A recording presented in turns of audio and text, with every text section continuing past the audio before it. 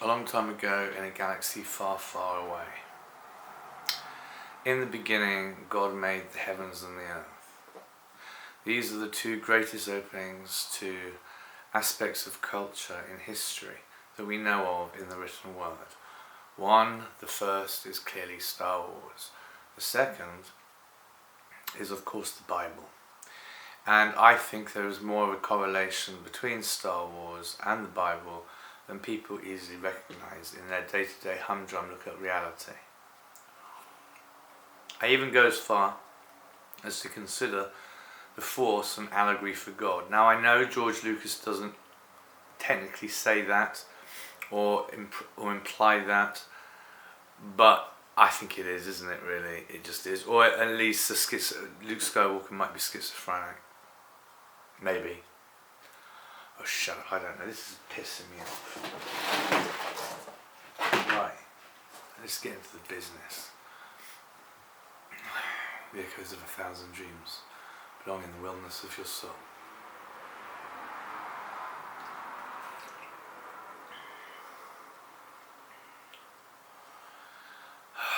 What am I doing? What am I doing with my life? I'm just living in squalor, happy in my tears of non-issue.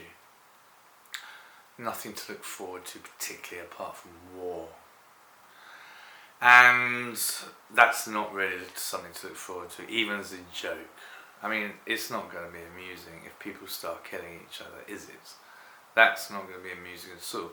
So that's what I was going to talk to you today. The spirit of evil. I do believe it is a real and present supernatural force. It's not a human one by default, but it's one that humans can be subsumed with. The energy, the alien energy of evil can enter you. And I've had this once, definitely in my life, when I had the dog, Tiggy, and she was sat on my lap in the kitchen at my old parents' house in the countryside, which was a massive house in the countryside, which, in case you've ever dreamt, if you're not very rich, and you're thinking, oh, that lucky rich bastard with a rich family, right? There is a new form of sufferance you have no concept of, living in a big village house in the country, right? You don't know what it's like. Okay, I know what both states. I've lived in Boscombe for a year, and it wasn't that bad. I had quite a nice time in Boscombe personally. Okay, I didn't go out and mix with the locals much, but they didn't bother me.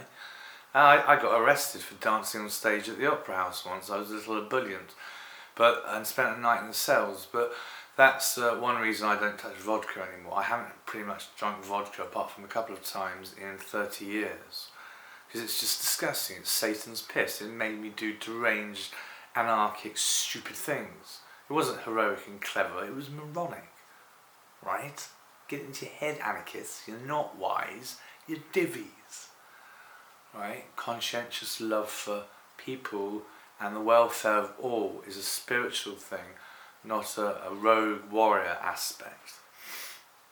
I think anyway, I could be wrong. No, I know I'm right on that.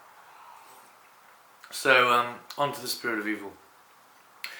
The spirit entered my ear when I was sitting in the seat with the dog on my lap, and it was a malignant spirit. Like the very word malignant was defined in what was creeping into my ear like a tenebrous energy system, but it was like a creeping energy. So it was like that Spider. I don't even watch the films; it looks horrible. But that Spider-Man version when he's black. What's it called? I can't remember. You're shouting at me the ones who know. I can hear you. But never mind. So the evil energy crept into my mind, and it made my eyes narrow, and I smiled with devilish glee. And I thought about putting my cigarette out on my dog. I did not, I hasten to add, but I had a strong compulsion that this energy that entered me wanted me to do it. And I pulled back because I had higher morality vectors as innately me. Right? Because living with schizophrenia, you get a lot of supernatural experience. A lot. I've had more supernatural experience than I care to mention. Okay, and it's all to do with God and the devil. Okay, don't ask me how. I don't get it at that level. I don't get the scientific workings and the minutiae of how biological cells pick up extraneous vocal data from dark or light sources out there in the ether who could be sentient and real, like angels or demons. And I know angels are real because I've seen a couple very briefly, but I'm not going to go into that because it's just too long-winded and it's too mind-blowing, and you wouldn't believe me anyway. And even if you did believe me, you'd probably consider me a freak. Right? Neither of those things really. This is the problem with having epiphanies. It doesn't end up paradoxically being the solution to everything. It makes you feared, and people think you're a weirdo or don't understand you or don't like you or attack you or speak bad about you or lie about you, all because you know there's a God, right? And they can't get their heads around the state of mind a human attains when they've had clear and direct present epiphanies. And I've had quite a few in my path, because I do walk the path of faith. This is why I like a smoke and a drink. Right? Not too much, I don't like to overwhack the bum, but yeah, I do like I like to relish my life in joy wherever I can, because my life has not been joyous a lot of the time, and I have weathered a hell of a lot of demonic flack from spiritual voices. So if God is allowing me the presence and liberty to smoke and drink in some form of betterment of my way these days, as a form of solace and peace and creative input into the world of delights, then that helps and benefits me far more than being daily assaulted by a barrage of insults, humiliations and death threats from demonic supernatural entities. Which is what you get if you do too much acid and a Ouija board, apparently. Which is what I did in my student digs at film school the first time around with Edgar Wright. He knew me. I got into drugs. He worked hard. I fucked up. He didn't. And there you go. That'd be the lesson. I will take that on the hill. I will stand there, because I was considered almost equal when we first started to Edgar, because I did my own long films as well with my friends, just what he did, but I smoked pot and did acid, and I slowly stopped working and just did nothing, thinking, oh, what will I do one day with my great magnum opus? Right, you know, yeah, it was all wishful thinking, but I hardly got any work done. That guy came in fucking churning out the work like a pro. That's why he's where he is and not a hippie. So having said all that, which I think is a wonderful life lesson, even if I am the brunt of the failure in the story, right, it's a wonderful life lesson in just what you can do if you work hard and lay off relaxation agents. Right, because that's essentially what they do. They use I don't like chemicals at all, but cannabis sensualizes you into, your senses become alive, and you sense things very beautifully. And I like that. I like that a lot. It makes every moment of the day alive, rather than some mundane, tedious, boring trek through tawdry existence that we have to suffer. And I don't see the problem with an improvement value, if there is one available, without it being OTT or extremist. You know what I mean?